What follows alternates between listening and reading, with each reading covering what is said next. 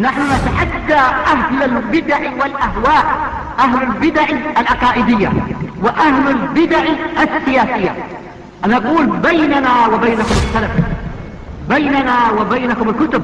كان أحمد يقول البدع بيننا وبينكم الجنائز.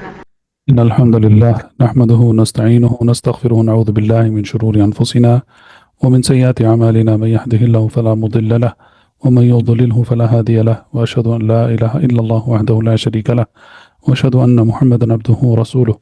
يا أيها الذين آمنوا اتقوا الله حق تقاته ولا تموتن إلا وأنتم مسلمون. يا أيها الناس اتقوا ربكم الذي خلقكم من نفس واحدة وخلق منها زوجها وبث منهما رجالا كثيرا ونساء، واتقوا الله الذي تساءلون به والأرحام إن الله كان عليكم رقيبا. يا أيها الذين آمنوا اتقوا الله وقولوا قولا سديدا يصلح لكم أعمالكم ويغفر لكم ذنوبكم، ومن يطع الله ورسوله فقد فاز فوزا عظيما. فإن خير الحديث كتاب الله، وخير الهدي هدي محمد صلى الله عليه وسلم، وشر الأمور محدثاتها، فإن كل محدثة بدعة وكل بدعة ضلالة وكل ضلالة في النار. أما بعد، مسائل الجاہلیہ جس کے مؤلف ہیں شیخ الاسلام الامام المجدد محمد بن عبد الوہاب رحمہ اللہ تعالی، اس کتاب میں آج ہمارے ساتھ مسئلہ رقم 100 المیہ، فنبدأ على برکت اللہ۔ بسم الله والحمد لله والصلاة والسلام على رسول الله. أما بعد، فقال المؤلف محمد بن عبد الوهاب رحمه الله في كتاب الجاهلية رحمه الله المسألة 100 التحكم على الله كما في الآية.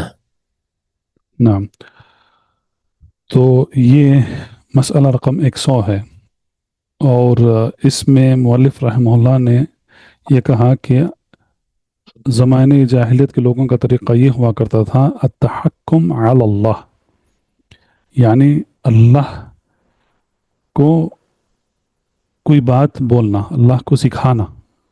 اس کا ترجمہ مشکل ہوتا ہے، لیکن اور اس کی دلیل میں انہوں نے کہا کما فی الآیہ، اور اس سے مراد اس کے پہلے والے مسئلے کی طرف ہے جس میں یہ کہا گیا لولا نزل هذا القرآن على رجل من القریتین عظیم۔ تو جب اللہ کے رسول صلی اللہ علیہ وسلم پر قرآن نازل ہوا تو ان کو اعتراض تھا، مطلب یہ کہنا کہ اعوذ باللہ کہ صرف محبت ہی ملے تھے اللہ کو، وہی ان پر نازل کرنے کے لیے، تو اس کو کہتے ہیں تحکم۔ تو یہ ان کا طریقہ تھا، اور ایسا کئی جگہ قرآن میں، میرے خیال سے یہاں پر آواز کٹ گئی تھی، تو یہ جو مثال دیے ہیں مؤلف رحمہ اللہ، یہ ایک مثال ہے، لیکن قرآن میں ایسے کئی مثالیں دی گئی ہیں جہاں پر یہ دیکھا جاتا ہے کہ رسول اللہ صلی اللہ علیہ وسلم نے جن کو دعوت دی، اسلام کی دعوت، تو ان کو کئی اعتراضات تھے، کئی باتوں کو لے کر وہ اعتراض کیا کرتے تھے، جیسا کہ یہاں پر اس آیت میں بتائی گئی ہے کہ کیا اللہ کو صرف محمد صلی اللہ علیہ وسلم ہی ملے تھے وہی نازل کرنے کے لیے؟ یہ وہی دوسرے شخص پر کیوں نازل نہیں ہوئی؟ جیسا کہ اس آیت میں بتایا گیا ہے کہ یہ قرآن جو دو بڑے قریے ہیں وہاں سے کوئی ایک شخص کے اوپر کیوں نازل نہیں ہوئی، کیوں صرف محمد صلی اللہ علیہ وسلم پر ہی نازل ہوا قرآن؟ تو یہ ایک اعتراض تھا۔ دوسرا اعتراض ان کا یہ تھا، انہوں نے یہ کہا جیسا کہ سورۃ الفرقان میں بتایا گیا ہے لولا نزل علیہ القرآن جملۃ واحدہ، کہ کیوں محمد صلی اللہ علیہ وسلم پر قرآن پورے کا پورا ایک بار کیوں نازل کیوں نہیں کر دیا گیا؟ تو جب یہ انہوں نے ایسا کیا تو اس کے رد میں قرآن کی آیتیں نازل ہوئی۔ اس کے بعد اللہ سبحانہ وتعالیٰ نے یہ فرمایا کہ كَذَلِكَ لِنُثَبِّتَ بِهِ فُؤَادَكَ وَرَتَّلْنَاهُ تَرْتِيلًا وَلَا يَأْتُونَكَ بِمَثَلٍ إِلَّا جِئْنَاكَ بِالْحَقِّ وَأَحْسَنَ تَفْسِيرًا۔ تو اللہ سبحانہ وتعالیٰ نے ان کے رد میں یہ کہا کہ یہ قرآن اس لیے آیت بآیت یا سورہ بسورہ اس طریقے سے نازل کیا گیا ہے تاکہ اللہ کے رسول صلی اللہ علیہ وسلم کا دل لِنُثَبِّتَ بِهِ فُؤَادَكَ، کہ آپ صلی اللہ علیہ وسلم کے دل میں یہ ثابت ہو جائے. ورتلناہ ترتیلا، اور اس کو ایک ترتیل یعنی کہ ایک خوبصورت طریقے سے اس کو پڑھنا، آہستہ سے ہر ایک حروف اور ہر ایک حرکت کو ادا کرتے ہوئے پڑھنا، اس طریقے سے وہ پڑھا جاتا ہے. اور اسی طریقے سے ہم نے اس پر آپ صلی اللہ علیہ وسلم پر یہ قرآن اس طریقے سے نازل کیا. اور ایک اور مقام پر اللہ عز و جل نے یہ بھی فرمایا کہ وَقُرْآنًا فَرَقْنَاهُ لِنَقْرَأَهُ عَلَى النَّاسِ عَلَى مُكْثٍ وَنَزَّلْنَاهُ تَنزِيلًا، کہ اس آیت کے معنی کا ترجمہ کچھ اس طریقے سے بنتا ہے کہ اور قرآن جس کو ہم نے فرقنا ہو یعنی اس کو الگ الگ مقام پر الگ الگ طریقوں سے اس کو نازل کیا، لی تقرأہ علی الناس، تاکہ آپ صلی اللہ علیہ وسلم اس کو لوگوں کو پڑھ کر سنائیں، علی مکث یعنی کہ آہستہ آہستہ سے، پورا ایک بار نہیں، ونزلناہ تنزیلا، اور ہم نے اس کو نازل کیا ہے.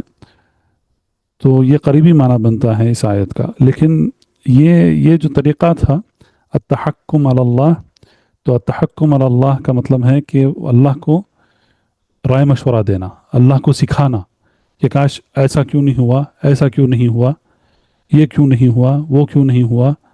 تو یہ جو طریقہ ہے یہ بالکل غلط طریقہ ہے، اور یہ بالکل ناقابل قبول طریقہ ہے، کیونکہ اللہ سبحانہ و تعالی یہ سب سے بہترین طریقے سے جانتے ہیں کہ کس پر وحی نازل کرنا ہے، اور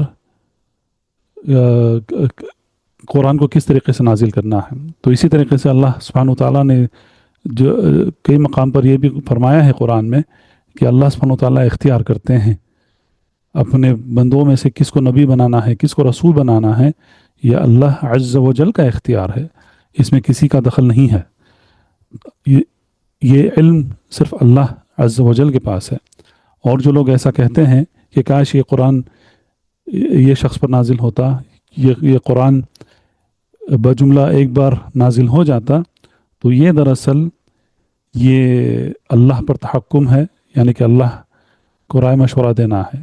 یہ کچھ اس طریقے سے اس مسئلے کا معنی بنتا ہے. نعم. اور یہ آج بھی ہم دیکھتے ہیں لوگ ایسی باتیں کرتے ہیں. اگر کوئی مصیبت آئی تو وہ کہتے ہیں کیا اعوذ باللہ، کیا اللہ کو میں ہی ملا تھا مصیبت بھیجنے کے لیے مجھ پر، یہ مصیبت دوسروں پر کیوں نہیں گئی، کیا میرا بچہ ہی ملا تھا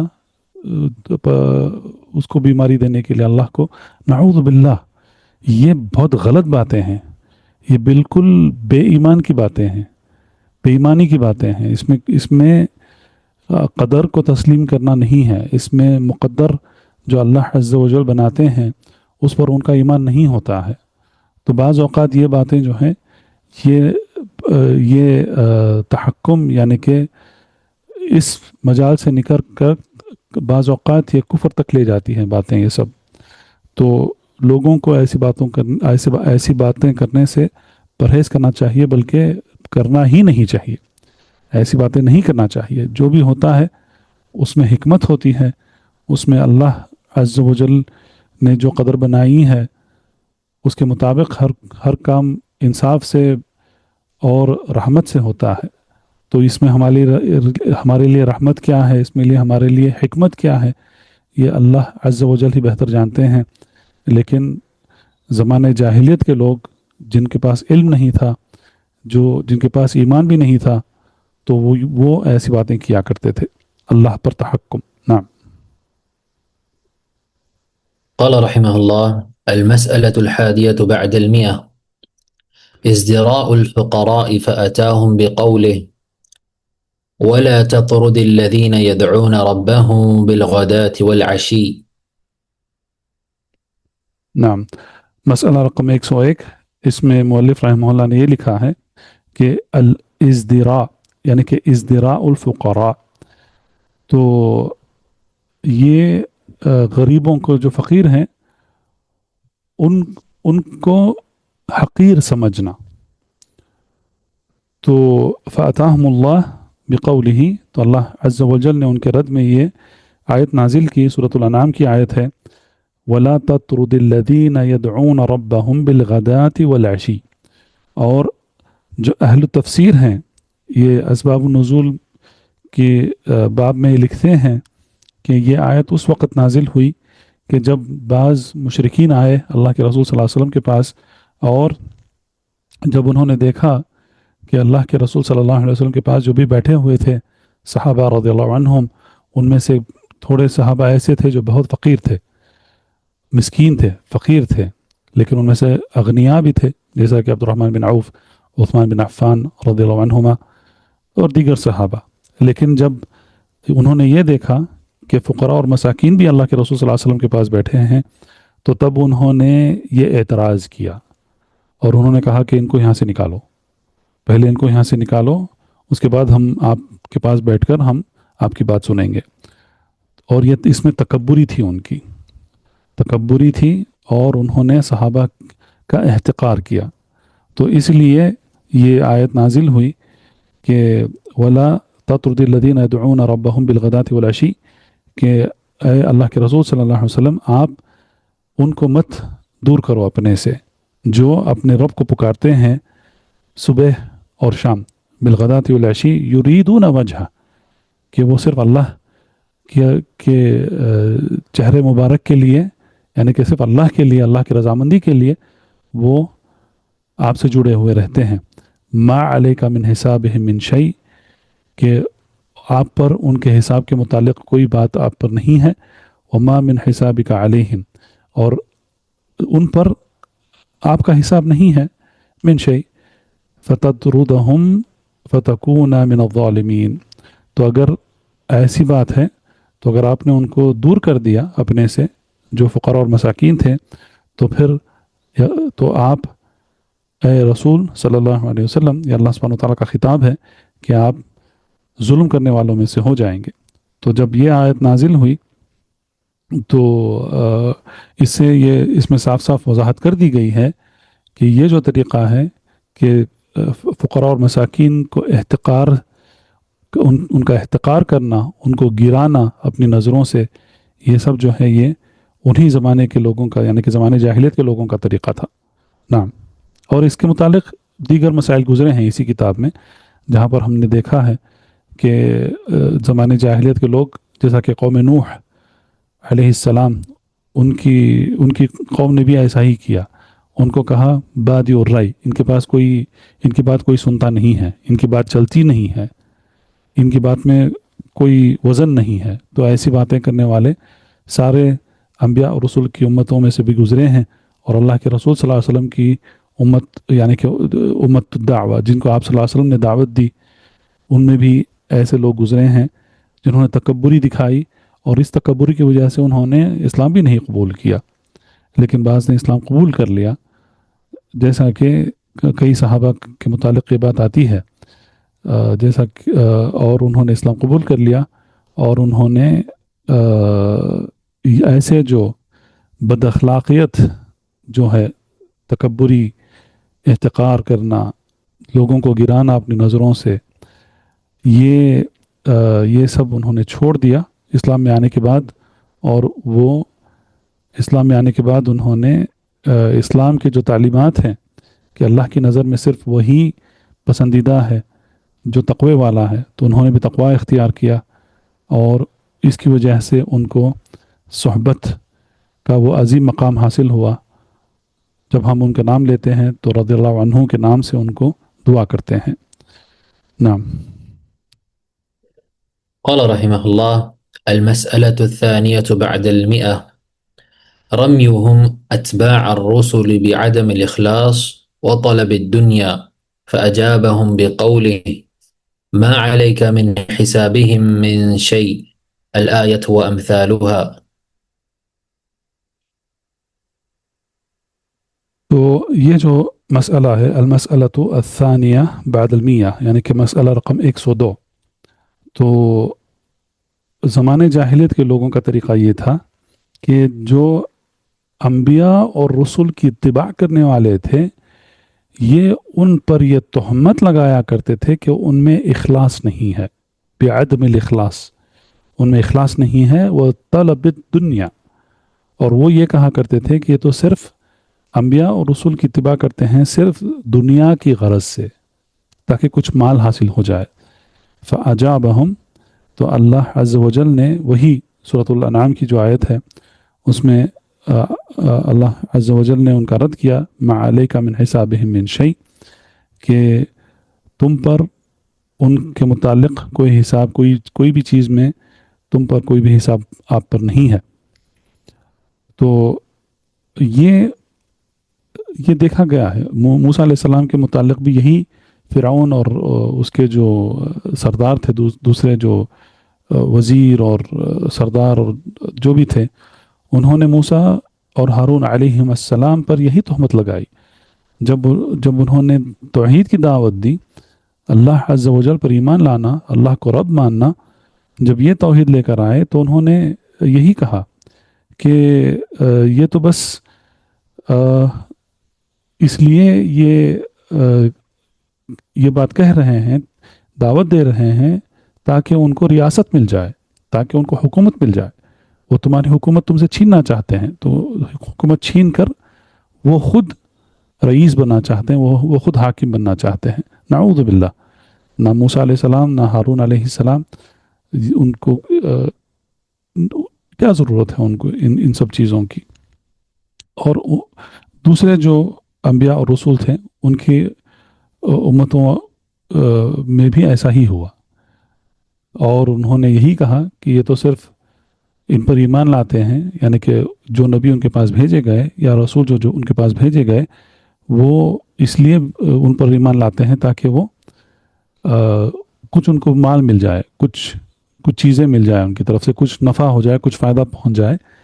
اور وہ کہتے تھے، تہمت لگاتے تھے کہ جو سچے ہیں، انبیاء اور رسول کی اتباع کرنے والے جو سچے مومن لوگ ہیں، ان کو کہتے تھے کہ ان میں کوئی اخلاص نہیں ہے، بلکہ ان کا غرض صرف دنیا حاصل کرنا ہے. نعم. قال رحمه الله: المسألة الثالثة بعد 100 الكفر بالملائكة. اس کے بعد المسألة الرابعة بعد 100 الكفر بالرسل.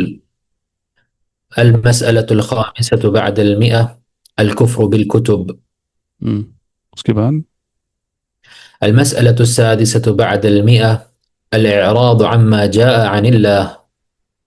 اور اس کے بعد المسألة السابعة بعد 100 الكفر باليوم الآخر. اور اس کے بعد المسألة الثامنة بعد 100 التكذيب بلقاء الله. المسألة التاسعة بعد 100 التكذيب ببعض ما أخبرت به الرسل عن اليوم الآخر، كما في قوله: أولئك الذين كفروا بآيات ربهم ولقائه. ومنها التكذيب بقوله مالك يوم الدين، وقوله لا بيع فيه ولا خلة ولا شفاعة، وقوله إلا من شهد بالحق وهم يعلمون. نعم. یہ ارکان الایمان ہیں دراصل. تو مؤلف رحمہ اللہ کہتے ہیں المسئلہ الثالثہ بعد 100، یعنی کہ 103، اس میں کہتے ہیں الکفر بالملائکہ. تو انہوں نے ملائکہ سے کفر کیا، لیکن اسی وقت وہ یہ بھی کہتے تھے کہ ملائکہ اللہ کی بیٹیاں ہیں. نعوذ باللہ. یہ اللہ پر جھوٹ ہے، اللہ پر تہمت ہے، اور یہ دراصل یہ ملائکہ کے ساتھ کفر ہے. الرابعہ، ایسا نہیں ہے کہ وہ ملائکہ پر ایمان نہیں رکھتے تھے، ان میں سے بعض ایسے تھے جو ملائکہ کا بھی انکار کرتے تھے، تو یہ کفر ہے. اور بعض ایسے تھے جنہوں نے ملائکہ پر ایمان لایا، لیکن وہ یہ کہا کرتے تھے کہ ملائکہ اللہ کی بیٹیاں ہیں. نعوذ باللہ.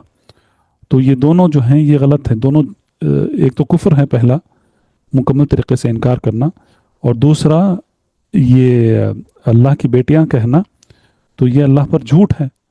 اور تیسرا، جیسا یہود کیا کرتے تھے، وہ جبریل علیہ السلام سے دشمنی کیا کرتے تھے، کیونکہ جبریل علیہ السلام وحی لے کر نازل ہوتے تھے، اور وہ وحی ان کے نفسانی خواہشات کے مخالف ہوتی تھی، ان کے جھوٹ کا پردہ فاش کر دیتی تھی، ان کے بے ایمانی کو کھول کر رکھ دیتی تھی وہی. تو اسی لیے وہ جبریل علیہ السلام سے دشمنی کیا کرتے تھے. تو یہ انہی لوگوں کا طریقہ ہے کہ وہ ملائکہ میں ایک تو انکار بھی کرتے ہیں، کفر بھی کرتے ہیں، اور غلط عقیدے رکھتے ہیں. الرابعہ بعد المیہ الکفر بالرسل، جیسا کہ مشہور ہے، سارے جو انبیاء اور رسل علیہم الصلاۃ والسلام جو جھٹلائے گئے ان کی قوموں سے، اللہ کے رسول صلی اللہ علیہ وسلم کے ساتھ بھی ایسا ہی ہوا کہ انہوں نے انبیاء اور رسل سے کفر کیا، ان پر ایمان نہیں لایا. اللہ کی کتابوں کے متعلق بھی ایسا ہی ہے. تو اللہ کی کتابوں پر وہ ایمان نہیں لائے، اور یہود اور نصارہ نے اللہ کی کتابوں کا رد و بدل کر دیا. اور السادسہ بعد المیہ 106 الاعراض عما جاء عن اللہ، اور اللہ سبحانہ و تعالیٰ کی طرف سے جو بھی آیا اس پر اعتراض کرنا، اس سے منہ موڑ لینا. ایک تو کتاب ہے جو وحی ہے، جو نازل ہوتی ہے، قرآن ہے جس کو ہم نماز میں پڑھتے ہیں، لیکن حدیث وہی تو اللہ کی طرف سے ہی ہے. اگر حدیث کی صحت ثابت ہو گئی تو وہ بھی وحی ہے. تو جو بھی آپ صلی اللہ علیہ وسلم کہتے تھے وما ينطق عن الهوى ان هو الا وحی یوحى، کہ آپ صلی اللہ علیہ وسلم اپنے طرف سے کوئی بات نہیں کہتے تھے، بلکہ وہ وہی کہا کرتے تھے جو آپ صلی اللہ علیہ وسلم کو وحی کے ذریعے پہنچایا جاتا تھا، سکھایا جاتا تھا. تو یہ بھی اسی میں شامل ہوتا ہے. تو جو صحیح احادیث سے منہ موڑتا ہے یا اس کو قبول کرنے سے انکار کرتا ہے، تو یہ انہی کی خصلت ہے کہ یہ اللہ کی طرف سے آیا ہوا ہے، لیکن وہ اس سے منہ موڑ لیتا ہے. تو یہ اس نے زمانے جاہلیت کے لوگوں کے ساتھ مشابہت کی. الکفر بالیوم الاخر، یہ تو کئی جگہ ہم پڑھتے ہیں قرآن میں. یہ تو جو کفار اور مشرکین تھے، یہ ان کا طریقہ تھا کہ وہ آخرت پر ایمان نہیں رکھتے تھے. التکذیب بلقاء اللہ، لیکن مؤلف رحمہ اللہ نے اس کے بعد والے 2-3 مسئلوں نے اس میں انہوں نے تفصیل بیان کی ہے، کیونکہ ان میں سے ایسے تھے، زمانہ جاہلیت کے لوگوں میں سے ایسے تھے. دیکھیں، جب ہم زمانہ جاہلیت کے لوگوں کی بات کرتے ہیں عموماً، تو جو عرب تھے اس میں کفار تھے جو ہرگز رب کو نہیں مانتے تھے، اور مشرک تھے جو رب کے ساتھ شرک کیا کرتے تھے. یہود تھے، نصارہ تھے، مجوس تھے. تو یہی زیادہ تر قومیں تھیں جن کا ذکر قرآن اور حدیث میں کیا گیا ہے. تو ان میں مختلف طریقے ہوا کرتے تھے، اور جن بھی تھے. جن بھی جیسا سورۃ الجن میں آتا ہے منا الصالحون ومنا دون ذلك كنا طرائق قددا، کہ ہم میں سے وہ ہیں جو صالح ہیں، نیک ہیں، اور ہم میں سے وہ ہیں جو دوسرے ہیں، یعنی کہ وہ نیک نہیں ہیں، صالح نہیں ہیں، اور ہمارے راستے جو ہیں مختلف ہیں. وَأَنَّ مِنَّ الْمُسْلِمُونَ وَمِنَّ الْقَاسِطُونَ، تو جنہوں نے یہ بھی کہا کہ ہم میں سے وہ ہیں جو اسلام لاتے ہیں، اور ہم میں سے وہ ہیں جو اسلام قبول نہیں کرتے ہیں. فَأَمَّا الْقَاسِطُونَ فَكَانُوا لِجَهَنَّمَ حَطَبًا، اور جو اسلام نہیں لاتے ہیں دراصل وہ کیا ہیں، وہ جہنم کے لیے گویا لکڑی کے ٹکڑے ہیں، ایندھن ہیں جہنم کی آگ کے لیے. تو ان میں بھی مختلف طریقے ہوا کرتے تھے.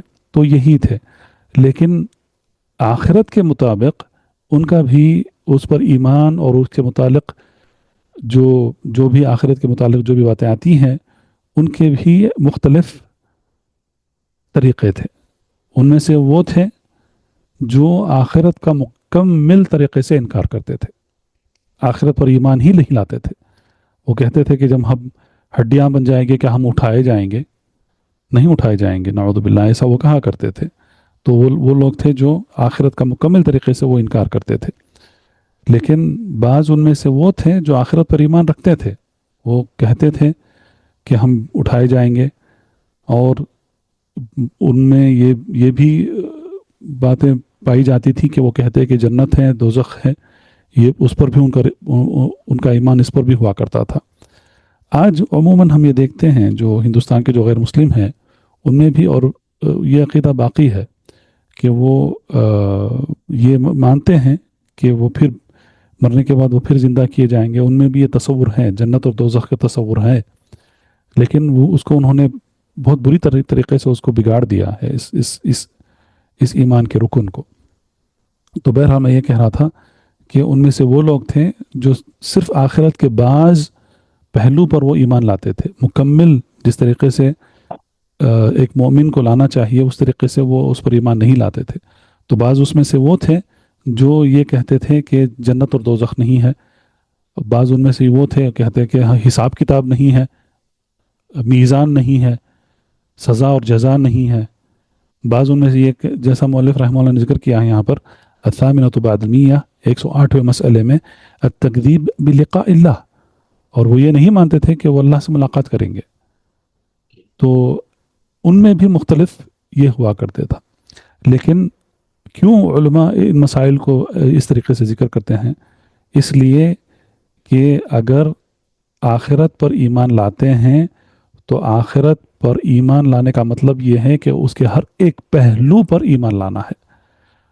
مرنے کے بعد اٹھائے جانے سے، بعث جس کو کہتے ہیں، البعث بعد الموت، البعث بعد الموت، موت کے بعد اٹھایا جانا، وہاں سے لے کر نشر، اس کے بعد مختلف جماعتوں میں بانٹا جانا، اس کے بعد حساب کتاب، اس کے بعد صراط، اس کے بعد قنطرہ، اس کے بعد جنت اور دوزخ، شفاعت، اللہ کے رسول صلی اللہ علیہ وسلم کی پہلی شفاعت، اور اس کے بعد دوسروں کی شفاعت، دوسرے انبیاء اور رسل کی شفاعت، یہ سب چیزوں پر ایمان لانا، یہاں تک کہ ایمان بیوم الآخرہ میں یہ بھی شامل ہوتا ہے کہ قبر میں جب لیٹا جاتا ہے کوئی شخص تو اس کے ساتھ کیا ہوتا ہے، وہ بھی آخرت پر ایمان لانے میں شامل ہوتا ہے، کیونکہ وہاں پر جو بھی غیب کی باتیں بتائی گئی ہیں، اللہ کے رسول صلی اللہ علیہ وسلم نے جو بتائی ہیں اور قرآن میں جو ذکر کیا گیا ہے، اس پر ہمارا ایمان ہے۔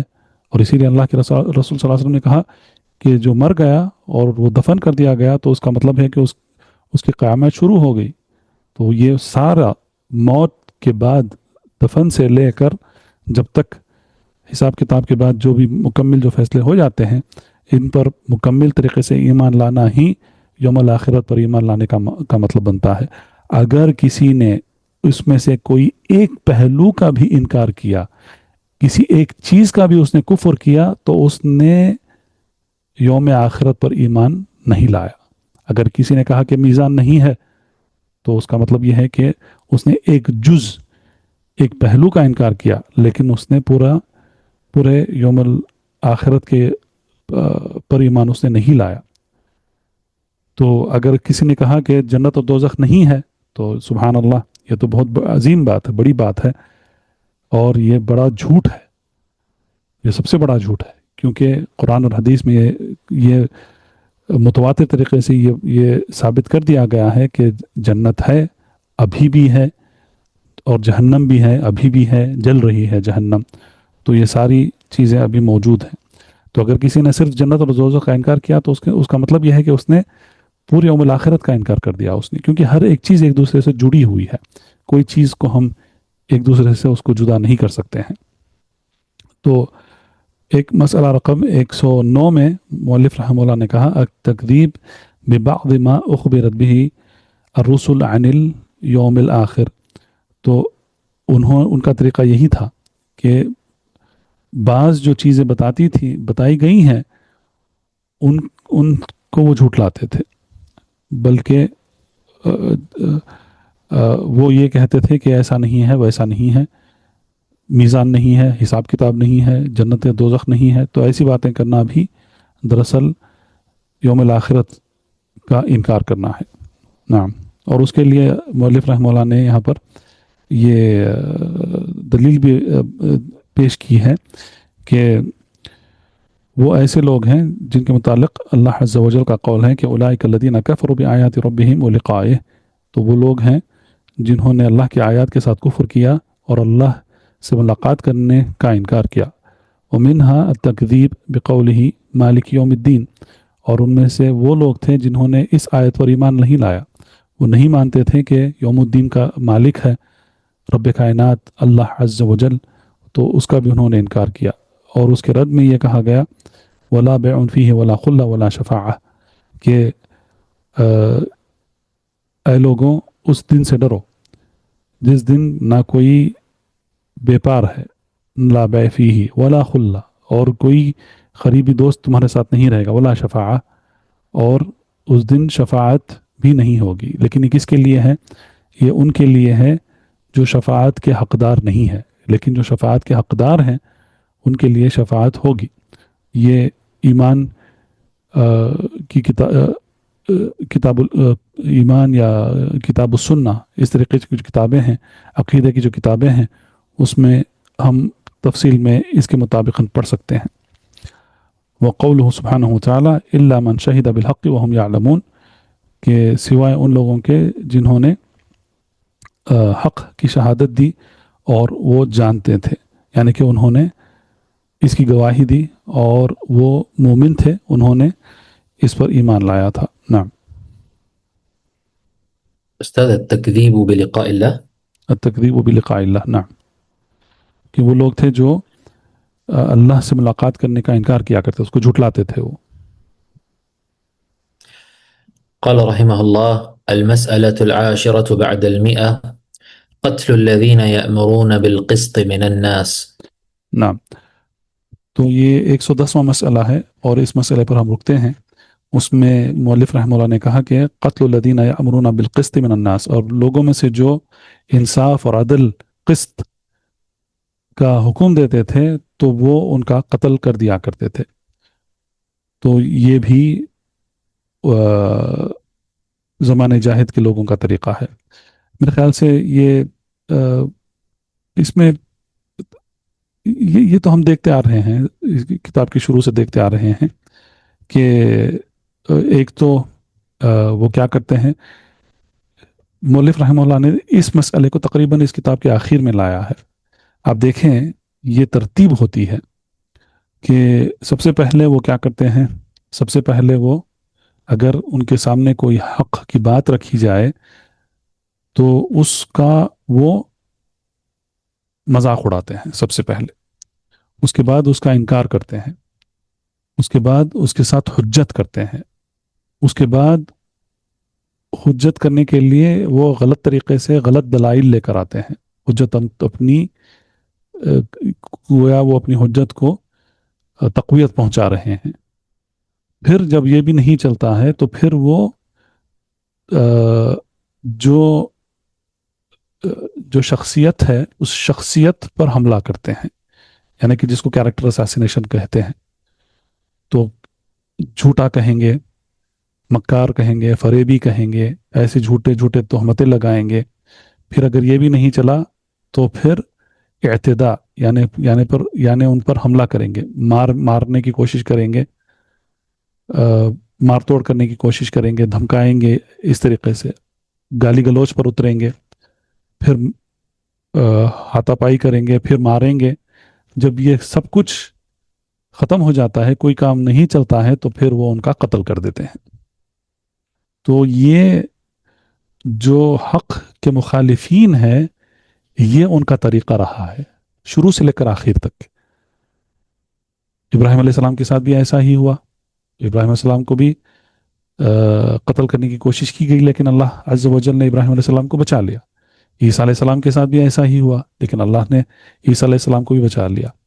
ہم نے سیرت میں پڑھا اللہ کے رسول صلی اللہ علیہ وسلم کے ساتھ بھی ایسا ہی ہوا۔